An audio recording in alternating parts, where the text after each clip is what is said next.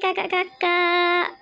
Ada yang bagi belembe buluh ni kamu. Abang tak reti masak belembe buluh ni, tak aja masak. Tak apalah.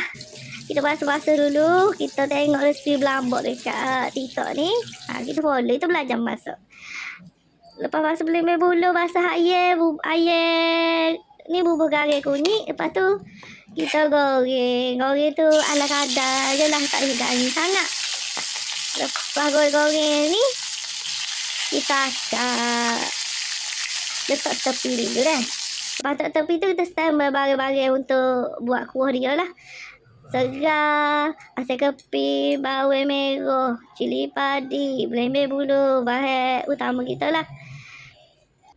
Lepas tu kita chopper panggil ni. Lepas chopper apa tu, kisar kasar lah bawang merah dengan cili padi. Mesti saya tahu dah boleh reka dah dapur resipi ambon. Lepas tu kita masuk bahan kisar tadi dalam periuk. Masuk sedikit air setakat mana kuah yang kita nak dah. Lepas tu masuk kunyit. Sebab kunyit ni sepatutnya kita kisar sekali dengan kunyit hidup. Sebab kunyit hidup tak ada rumah hamba. Kita masuk sebut kunyit. Lepas tu masuk segar. Masuk sate segar.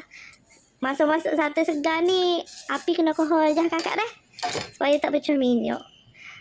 Lepas tu kucah-kucah. Masuk air hak kita goreng tadi. Masuk asam keping, masuk garam, masuk gula. Ni ikut cita rasa si awak lah, nak manis masing.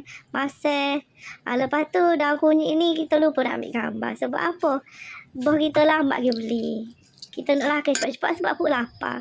Tada! Dah siap dah. Kita letak nama apa resipi ni. Gula kuning, belembe buluh kali. Dah.